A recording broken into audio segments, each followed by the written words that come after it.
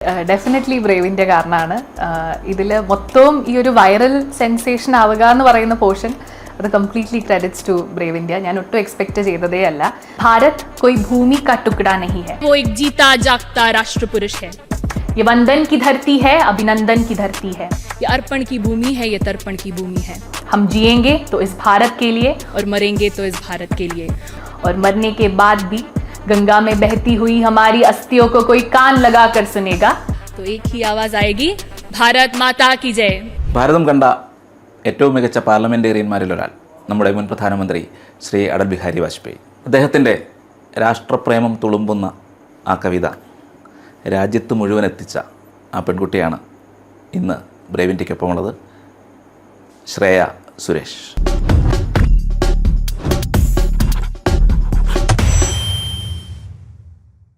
ശ്രേയ വൈറലായിരിക്കുകയാണ്. അത്യാവശ്യം ഇൻസ്റ്റയിലും ഫേസ്ബുക്കിലും ഒക്കെ ഒരു തരംഗമായി. എങ്ങനെയാണ് ഈ ഒരു നോ യുവർ ലീഡർ എന്നുള്ള പരിപാടിയിലേക്ക് എത്തിയത്? എങ്ങനെയായിരുന്നു? ഈ വർഷത്തിൻ്റെ തുടക്കത്തിൽ നാഷണൽ യൂത്ത് പാർലമെൻറ്റ്, നമ്മുടെ ministry of youth and sports affairs arrange ചെയ്യുന്ന പ്രോഗ്രാമിൽ ഞാൻ പാർട്ടിസിപ്പേറ്റ് ചെയ്തിട്ടുണ്ടായിരുന്നു. അപ്പോൾ സ്റ്റേറ്റ് ലെവലിൽ എനിക്ക് 6th ആണെന്ന് കിട്ടിയത്. അപ്പോൾ അതിൻ്റെ മെറിറ്റ് ലിസ്റ്റിൻ്റെ ബേസിസിലാണ് ഇപ്രാവശ്യം നോ യുവർ ലീഡർ പ്രോഗ്രാമിൽ അടൽജിയുടെ ബർത്ത് ആനിവേഴ്സറിയിൽ സംസാരിക്കാനൊരു ബ്യൂട്ടിഫുൾ ഓപ്പർച്യൂണിറ്റി കിട്ടിയത്. അപ്പോൾ അടൽജിയെക്കുറിച്ച് നേരത്തെ പഠിച്ചോ, അതോ ഇങ്ങനെ പറയാൻ ഉദ്ദേശിച്ചത് പഠിച്ചിരുന്നോ, അതോ നേരത്തെ തന്നെ അറിയാമായിരുന്നോ? അതെ, നേരത്തെ നമുക്ക് ഓൾമോസ്റ്റ് ഒരു 10 days മുന്നേ തന്നെ ഇവർ നമുക്ക് ഇൻഫോം ചെയ്തിട്ടുണ്ടായിരുന്നു ഇതായിരിക്കും ടോപ്പിക് എന്ന്. അപ്പോൾ അടൽജിയെ പറ്റി മാക്സിമം പഠിക്കാൻ പറ്റുന്ന അത്രയും പഠിച്ചിട്ട് തന്നെയാണ്. പക്ഷെ 4-5 മിനിറ്റ് ഉണ്ട്. എത്ര മിനിറ്റ് കിട്ടിയിരുന്നു? 3 minutes ആയിരുന്നു. ചെറുതായിട്ട് എക്സീഡ് ചെയ്തൊരു 4 minutes വരെ ഞാൻ സംസാരിച്ചു. എങ്ങനെയായിരുന്നു അവിടുത്തെ ഒരു അതിനുശേഷമുള്ള അനുഭവങ്ങൾ? എന്ത് പറഞ്ഞു എല്ലാവരും? എല്ലാവർക്കും വളരെയധികം സന്തോഷമായിരുന്നു. അപ്പോൾ അതുമാത്രമല്ല, ഇത് വൈറലായതുകൊണ്ട് തന്നെ കുറേ ആൾക്കാരുടെ ബെസ്റ്റ് വിഷസും കൺഗ്രാജുലേഷൻസും സ്നേഹവും കിട്ടാനുള്ള ഭാഗ്യമുണ്ടായി. ഒട്ടും എക്സ്പെക്ട് ചെയ്തതേ അല്ല. അവിടെ പോയി സംസാരിക്കുക എന്ന് പറയുന്നത് തന്നെ എക്സ്പെക്ട് ചെയ്യാത്തൊരു കാര്യമായിരുന്നു. അപ്പോൾ അതിൻ്റെ കൂടെ ഇത്രയും ആൾക്കാരുടെ സ്നേഹം കിട്ടാന്ന് പറയുന്നത് ഒരു ഈ കേരളത്തിൽ ഇങ്ങനെ ഒരു പ്രോഗ്രാം അങ്ങനെയാണോ സാധാരണ? ഓരോ സംസ്ഥാനങ്ങളിലും ഇങ്ങനെ ചെയ്താണോ അങ്ങോട്ട് പോകുന്നത്? അതെ, യൂഷ്വലി അങ്ങനെ തന്നെയാണ്. ഇതുപോലെ നോ യുവർ ലീഡർ പ്രോഗ്രാംസ് വരുന്നത് 2022 തൊട്ടാണ് ഇതുപോലത്തെ പ്രോഗ്രാം തുടങ്ങിയിട്ടുള്ളത്. അതെല്ലാം തന്നെ ഇവിടെ നടത്തുന്ന ഇവൻറ്റ്സിൽ നിന്നാണ് കുട്ടികളെ സെലക്ട് ചെയ്യുന്നത്. പിന്നെ ഓരോ പരിപാടിക്ക് ഏതൊക്കെ സ്റ്റേറ്റ്സിന് സംസാരിക്കാം എന്നുള്ളത് അത് ലോട്ട് വെച്ചിട്ടാണ്. നമ്മൾ 36 കുട്ടികൾ പോയിട്ടുണ്ടായിരുന്നില്ല. എല്ലാവരും ഓരോ സ്റ്റേറ്റും യൂട്ടിനെ റെപ്രസെൻറ്റ് ചെയ്യുന്നതായിരുന്നു. അതിൽ ആകെപ്പാട് 12 കുട്ടികൾക്കാണ് അന്ന് സംസാരിക്കാനുള്ള ഓപ്പർച്യൂണിറ്റി ഉണ്ടായിരുന്നത്. അത് എങ്ങനെയാണ് തിരഞ്ഞെടുത്തത്? 12 പേരിൽ അത് അവർ തന്നെയാണ് ലിസ്റ്റ് അലോട്ട് ചെയ്യുന്നത്. ഓരോ ഇവന്റിനും ഓരോ സ്റ്റേറ്റിന് ചാൻസ് കിട്ടുന്ന രീതിയിലാണ് അവരത് അലോട്ട് ചെയ്യുന്നത്. ബാക്കിയുള്ളവരൊക്കെ ഈ ഒരു ഇത് തിരഞ്ഞെടുക്കാൻ എന്താണ് കാര്യം? അടൽജിയുടെ ഒരു വളരെ പ്രശസ്തമായ, നേരത്തെ സ്മൃതി ഇറാനി പാർലമെൻറ്റിൽ പറഞ്ഞിട്ട് അത് വൈറലായിരുന്നു. അതൊരു വളരെ ഒരു ത്രസിപ്പിക്കുന്നൊരു ഇതാണ്. അപ്പോൾ അത് അത് തന്നെ സെലക്ട് ചെയ്യാനുള്ള കാരണം അതുകൊണ്ട് തന്നെയാണോ, അതോ? അടൽജിയെ പറ്റിയാണ് എന്ന് ടോപ്പിക് എന്ന് അറിഞ്ഞപ്പോൾ തൊട്ട് ഞാൻ ഡെഫിനറ്റ്ലി യൂട്യൂബിലാണ് ആദ്യം ചെന്നത് അടൽജിയുടെ സ്പീച്ചസ് കേൾക്കാൻ വേണ്ടി. അപ്പോൾ അത് കേട്ടുകൊണ്ടിരിക്കുമ്പോഴാണ് സ്മൃതി ഇറാനി മാമിൻ്റെ ഈ ഒരു വേർഷൻ കേൾക്കുന്നത്. അന്ന് അത്രയും ബ്യൂട്ടിഫുൾ ആയിട്ട്, അത്രയും ബോൾഡ് ആൻഡ് വളരെ സ്ട്രോങ് ആയിട്ട്, വളരെ പേട്രിയോട്ടിക് ആയിട്ട് പറഞ്ഞതാണ്. അപ്പോൾ ഞാൻ വിചാരിച്ചത് തന്നെയാണ്, എൻ്റെ നേഷനെ അല്ലെങ്കിൽ എൻ്റെ സ്റ്റേറ്റിനെ എനിക്ക് റെപ്രസെൻറ്റ് ചെയ്യാൻ പറ്റുന്ന ഒരു സ്ഥലത്ത് ഞാൻ എന്ന പേട്രിയോട്ട് അവിടെ റിഫ്ലക്റ്റ് ചെയ്ത് കാണണം എന്ന് എനിക്ക് ആഗ്രഹമുണ്ടായിരുന്നു. ഈ വരികളേക്കാൾ വേറെ ഒരു ലൈനും ഇല്ല നമ്മുടെ ഉള്ളിലെ പേട്രിയോട്ടിസം നമുക്ക് പറയാൻ വേണ്ടി. ഓക്കെ, അപ്പോൾ അത് പറഞ്ഞുകൊണ്ട് നിൽക്കുമ്പോൾ ഒരു അനുഭവം ഉണ്ടല്ലോ, എങ്ങനെയായിരുന്നു അനുഭവം? Lot of pride.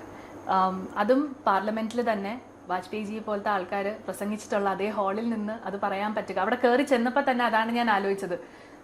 നമ്മുടെ നേഷൻ കണ്ടിട്ടുള്ളതിൽ ഏറ്റവും വലിയ ലീഡേഴ്സ് ഇരുന്നിട്ടുള്ള നടന്നിട്ടുള്ള സ്ഥലങ്ങളാണ്. അപ്പോൾ ഇന്ന് ഒരു ഓപ്പർച്യൂണിറ്റി എനിക്ക് അവിടെ ചെന്ന് നിൽക്കാൻ പറ്റി എന്നുള്ളത് തന്നെ വലിയ ഭാഗ്യമായിട്ട് കൺസിഡർ ചെയ്തു. എല്ലാവരും വളരെ സപ്പോർട്ടീവ് ആയിരുന്നു. നമ്മൾ അവിടെ ചെന്ന് പരിചയപ്പെട്ട ആൾക്കാരാണ്. നമ്മൾ ഒറ്റയ്ക്കാണ് ട്രാവൽ ചെയ്തിട്ടുണ്ടായിരുന്നത്. എല്ലാവരും അതേപോലെ വന്നവരാണ്.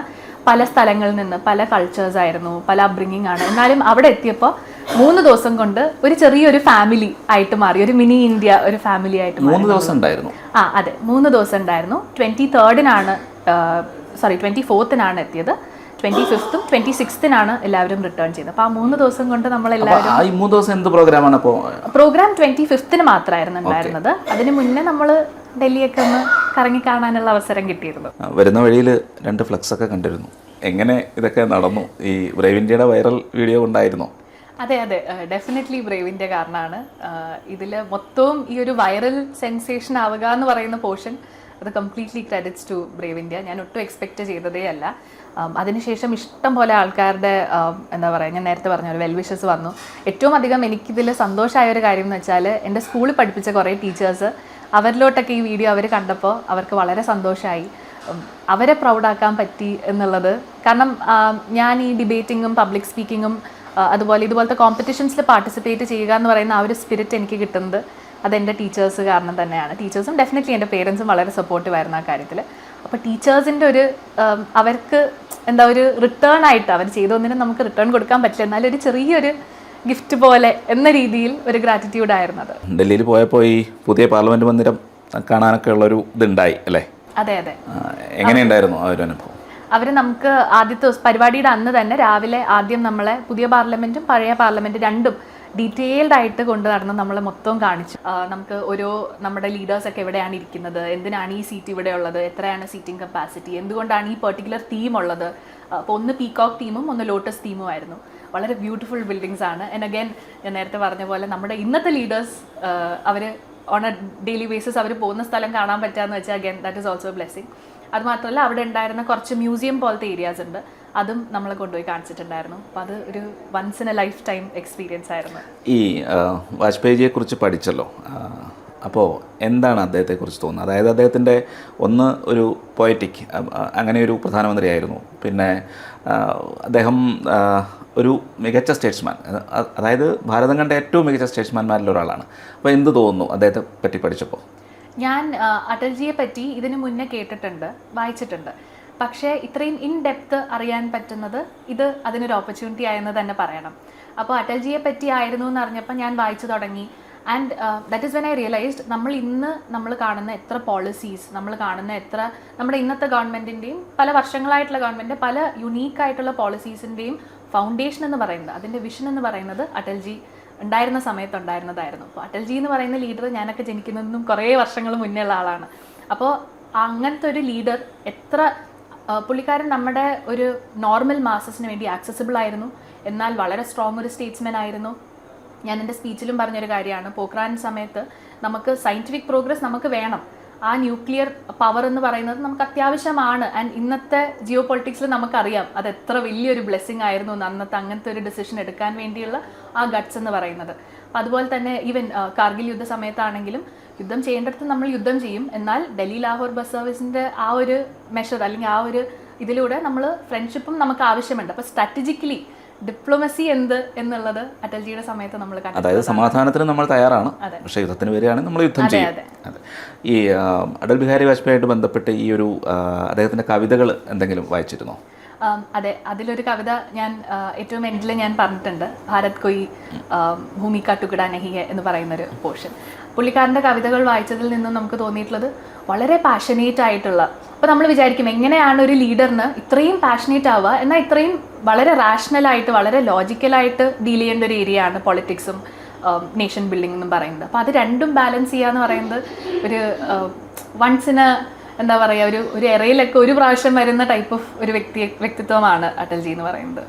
ഈ ഒരു ഇതുമായിട്ട് ബന്ധപ്പെട്ട് വീട്ടിൽ നിന്നൊക്കെ ഉള്ള സപ്പോർട്ട് എങ്ങനെയായിരുന്നു? വീട്ടിൽ എൻ്റെ പേരൻസ് വളരെ സപ്പോർട്ടീവാണ്. ഞാൻ അതൊരിക്കലും എനിക്ക് പറഞ്ഞ് എക്സ്പ്രസ് ചെയ്യാൻ പറ്റുന്ന കാര്യമല്ല.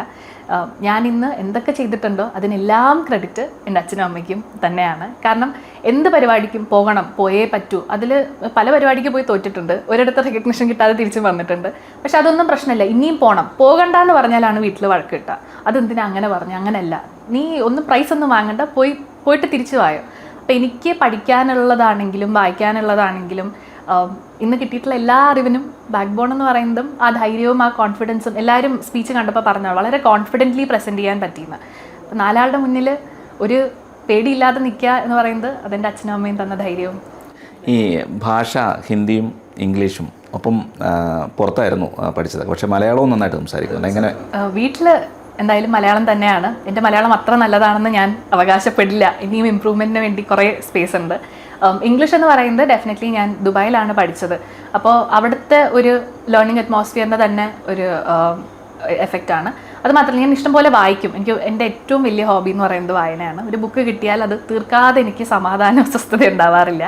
പിന്നെ ഹിന്ദി ഞാൻ നേരത്തെ പറഞ്ഞ പോലെ അഗൈൻ ഞാൻ ദുബായിലാണ് പഠിച്ചത്. അതുകൊണ്ട് എൻ്റെ സ്കൂളിൽ തന്നെ ഒരു 20+ നാഷണാലിറ്റീസ് ഉണ്ടായിരുന്നു. അപ്പോൾ ഇതിൽ കുറേ കുട്ടികൾ നോർത്ത് ഇന്ത്യൻസ് ആയിരുന്നു, പ്ലസ് ബാക്കി സ്ഥലങ്ങളിലുള്ള കുട്ടികൾ ഏഷ്യൻസ് തന്നെ ഉണ്ട്. അപ്പോൾ അവർക്ക് എല്ലാവർക്കും ഹിന്ദി ഒരു കോമൺ ലാംഗ്വേജ് ആണ്. അപ്പം അന്ന് നമ്മൾ സ്കൂളിൽ ഫിറ്റ് ഇൻ ചെയ്യുക എന്ന് പറയുമ്പോൾ ഹിന്ദി അറിഞ്ഞാൽ നമുക്ക് കുറച്ചും കൂടെ കൂടുതൽ ഫ്രണ്ട്സ് ഉണ്ടാവും. അപ്പം അങ്ങനെയാണ് അവരുടെ അടുത്ത് സംസാരിച്ചാണ് ഞാൻ ഹിന്ദി പഠിച്ചത്. പിന്നെ അമ്മയ്ക്കൊക്കെ ഹിന്ദി സിനിമ കാണുന്നത് ഭയങ്കര ഇഷ്ടമായിരുന്നു. ഹിന്ദി സീരിയലൊക്കെ പണ്ടിരുന്ന് കാണുമായിരുന്നു, ഇന്ന് കാണാൻ സമയമില്ല. പക്ഷേ അപ്പം അതൊക്കെ കണ്ടും കേട്ടുമാണ് ഹിന്ദി പഠിച്ചത്. അങ്ങനെ മലയാളം വീട്ടിലെല്ലാവരും മലയാളം വായിക്കാറുണ്ടോ? മലയാളം പുസ്തകം വായിക്കണം എന്നതാണ് എൻ്റെ 2026 ഒരു റെസൊല്യൂഷൻ. ഈ വർഷം ഒരു 5-6 പുസ്തകമെങ്കിലും ഞാൻ ഇതുവരെ അങ്ങനെ വായിച്ചിട്ടില്ല. പ്യോർലി അക്കാഡമിക് ബേസിസിന് വേണ്ടി മാത്രം സ്കൂളിൽ എത്ര പഠിക്കണോ അത്രയും ഞാൻ മലയാളം വായിച്ചിട്ടുള്ളൂ, which I am not very proud of. പക്ഷേ ഈ വർഷം കുറച്ചും കൂടെ വായിക്കണം എന്നാണ് എൻ്റെ ആഗ്രഹം. എന്താണ് ഭാവി പരിപാടികൾ? ഞാനിപ്പം എൻ്റെ MA പെർസ്യൂ ചെയ്തുകൊണ്ടിരിക്കുകയാണ്. അതിൻ്റെ കൂട്ടത്തിൽ ഗവൺമെൻറ് എക്സാംസ് എഴുതുന്നുണ്ട്. എൻ്റെ ഏറ്റവും വലിയ ആഗ്രഹം നേഷൻ ബിൽഡിങ്ങിലോട്ട് കോൺട്രിബ്യൂട്ട് ചെയ്യാൻ പറ്റണം എന്ന് തന്നെയാണ്. അപ്പോൾ ഇങ്ങനെയൊക്കെ ഒരു കാര്യങ്ങൾ ഇപ്പോൾ കൊണ്ടുവന്നതുകൊണ്ടാണല്ലോ ഇങ്ങനെ ഒരു ഓപ്പർച്യൂണിറ്റി കിട്ടിയത്. അതിനെക്കുറിച്ച് എന്ത് തോന്നുന്നു? പുതിയ മാറ്റങ്ങളെ പറ്റി പറയാനാണെങ്കിൽ ഇന്നത്തെ തലമുറയ്ക്ക് ഏറ്റവും അധികം ആവശ്യം എൻകറേജ്മെൻ്റ് ആണ്. ഇന്ന് നമ്മൾ ന്യൂസിൽ പലയിടത്തായിട്ട് കേൾക്കുന്നതാണ് പല ടൈപ്പായിട്ടുള്ള ഡ്രഗ് അബ്യൂസ് ആയിക്കോട്ടെ, അല്ലെങ്കിൽ സോഷ്യൽ ഈവൾ ആയിക്കോട്ടെ. ഇന്നത്തെ യൂത്ത് എന്ന് പറയുന്നത് എത്ര അധികം പൊട്ടൻഷ്യൽ ഉള്ളൊരു യൂത്താണ്. അതുമാത്രമല്ല നമ്മുടെ മുൻ ജനറേഷൻസിന് ഇല്ലാത്ത രീതിയിലുള്ള റിസോഴ്സസും ഓപ്പർച്യൂണിറ്റീസും നമ്മുടെ കയ്യിലുണ്ട്. നമുക്ക് നമ്മുടെ പോസിബിലിറ്റീസ് എന്ന് പറയുന്നത് എൻലെസ് ആണ്, അതിനൊരു അതിരില്ല. പക്ഷേ അത് നമ്മൾ റൈറ്റ് ആയിട്ടുള്ള ഡിറക്ഷനിൽ നമ്മുടെ പൊട്ടൻഷ്യലിനെ യൂസ് ചെയ്യുക എന്നുള്ളതാണ്. അപ്പോൾ ഇതുപോലത്തെ ഇവൻറ്റ്സ് വരുമ്പോൾ, ഇതുപോലത്തെ ഇവൻറ്റ്സ് ഓർഗനൈസ് ചെയ്യുമ്പോൾ നമുക്ക് നമ്മുടെ നേഷനിലോട്ട് കോൺട്രിബ്യൂട്ട് ചെയ്യാനുള്ള ഒരു സീൽ അല്ലെങ്കിൽ ആ ഒരു വിഗർ നമുക്ക് കൂടാണ്. ഇപ്പം റീസെൻ്റ്ലി 2-3 ദിവസം മുന്നെയാണ് Viksit Bharat young leaders dialogue നടന്നിട്ടുണ്ടായിരുന്നത് ഡൽഹിയിൽ വെച്ച്. അപ്പോൾ അതിൽ പോയ കുറേ കുട്ടികൾ എനിക്ക് പരിചയമുള്ള ആൾക്കാരുണ്ട്. അപ്പോൾ അവരുടെയൊക്കെ ഒരു സന്തോഷം, അല്ലെങ്കിൽ അവരതിൽ ഓരോ പ്രസൻറ്റേഷൻ ഉണ്ടാക്കാൻ അല്ലെങ്കിൽ ഓരോ ഐഡിയ പ്രസൻറ്റ് ചെയ്യാൻ വേണ്ടി അവരിട്ട എനർജി, അവരിട്ട ടൈം നമുക്കത് കാണുമ്പോൾ അറിയാം അത് ഏത് രീതി അവരുടെ റിസോഴ്സും അവരുടെ അത്രയും പൊട്ടൻഷ്യലുള്ള കുട്ടികളാണ്. ആ റൈറ്റ് ഡയറക്ഷനിലോട്ടുള്ള ഒരു പുഷാണ്. അപ്പോൾ നമ്മൾ ഈ പരിപാടി കൊണ്ട് നമ്മൾ നിർത്തുന്നില്ല, നമ്മൾ ഇനിയും വായിക്കാൻ ശ്രമിക്കും, ഇനിയും നമ്മൾ നല്ല കാര്യങ്ങൾ നമ്മുടെ രാജ്യത്തിന് വേണ്ടി ചെയ്യാനും കോൺട്രിബ്യൂട്ട് ചെയ്യാൻ മാക്സിമം ഒരു എൻകറേജ്മെൻറ്റ് തന്നെയാണ് ഇതെല്ലാം. ഇങ്ങനെയൊരു പരിപാടികൾ മുന്നോട്ട് വെക്കുന്ന ഒരു സാഹചര്യം ഇപ്പോഴുണ്ട്. ഇപ്പോൾ എനിക്ക് തോന്നുന്നു നേരത്തെ ഇങ്ങനത്തെ ഈ ഒരു young leaders programme, know your leader, ഇങ്ങനെയൊക്കെയുള്ള പ്രോഗ്രാമുകളൊന്നും നേരത്തെ ഇതുപോലെ ഉണ്ടായിരുന്നതായിട്ട് തോന്നുന്നില്ല. അപ്പോൾ ആ ഒരു മാറ്റത്തെ എങ്ങനെ കാണുന്നു ഇപ്പോഴത്തെ സർക്കാരുമായി ബന്ധപ്പെട്ട്? വളരെ പോസിറ്റീവായിട്ടുള്ള മാറ്റമാണ്. അതുമാത്രമല്ല, ഞാൻ നേരത്തെ പറഞ്ഞല്ലോ, ഓപ്പർച്യൂണിറ്റി തന്നെയാണ് നമുക്കൊരു റെക്കഗ്നിഷൻ. ഇപ്പം ഞാൻ തന്നെ എൻ്റെ വീഡിയോ വൈറലായി, ഇതുപോലെ കുറേ കുട്ടികൾ ഇത് കണ്ടിട്ട് ആഗ്രഹിക്കുന്നുണ്ടാവും, ഓക്കെ നമുക്കും പാർട്ടിസിപ്പേറ്റ് ചെയ്യണം. അപ്പോൾ ഞാൻ ഈ പറഞ്ഞ ഇൻ്റർവ്യൂസിലെല്ലാം ഈ പരിപാടിയിൽ ഇങ്ങനെ രജിസ്റ്റർ ചെയ്ത്, അപ്പോൾ ഇത് നമ്മുടെ നോളജ് കൂട്ടാണ്, നമ്മുടെ അറിവ് കൂട്ടാണ്, നമ്മളൊരു ബെറ്റർ പേഴ്സൺ ആക്കാണ്. ആൻഡ് ഓരോ ബെറ്റർ പേഴ്സണിൽ നിന്നുമാണ് നമ്മളത് കോൺട്രിബ്യൂട്ട് ചെയ്ത് ഒരു ബെറ്റർ കമ്മ്യൂണിറ്റി ആവുന്നത്, ഒരു ബെറ്റർ കമ്മ്യൂണിറ്റി ഒരു ബെറ്റർ നേഷൻ ആവുന്നത്. അൾട്ടിമേറ്റ്ലി ഇതൊന്നും നമുക്ക് വേണ്ടിയല്ല, ഇത് നമ്മുടെ രാജ്യത്തിന് വേണ്ടിയാണ്. ഓക്കെ, ബ്രേവ് ഇന്ത്യയുടെ കാഴ്ചക്കാർക്ക് വേണ്ടിയിട്ട് അന്നത്തെ ഇത് ഒന്നുകൂടെ പറയാൻ കഴിയുമോ? ഷുവർ. അതിൽ ഹിന്ദി ലൈൻ തന്നെ ഞാൻ പറയാം. ഓക്കെ. भारत कोई भूमि का टुकड़ा नहीं है, वो एक जीता जागता राष्ट्र पुरुष है. ये वंदन की धरती है, अभिनंदन की धरती है. ये अर्पण की भूमि है, ये तर्पण की भूमि है. हम जिएंगे तो इस भारत के लिए और मरेंगे तो इस भारत के लिए. और मरने के बाद भी गंगा में बहती हुई हमारी अस्थियों को कोई कान लगाकर सुनेगा तो एक ही आवाज़ आएगी, भारत माता की जय. ഓക്കെ ശ്രേയ, എന്തായാലും ഇനിയും കൂടുതൽ ഉയരങ്ങളിലേക്കുള്ള സാധ്യതകൾ ഇനിയും ഉണ്ടാകട്ടെ, അതിനുള്ള എല്ലാ സാഹചര്യങ്ങളും ഉണ്ടാവട്ടെ, എല്ലാം ഉദ്ദേശിക്കുന്ന കാര്യങ്ങളൊക്കെ സാധ്യമായിട്ട് നേഷൻ ബിൽഡിങ്ങിൽ ഒരു കൂടുതൽ കോൺട്രിബ്യൂഷൻ നൽകാൻ കഴിയട്ടെ എന്ന് ബ്രേവ് ഇന്ത്യയുടെ ആശംസ. നമസ്കാരം. Thank you.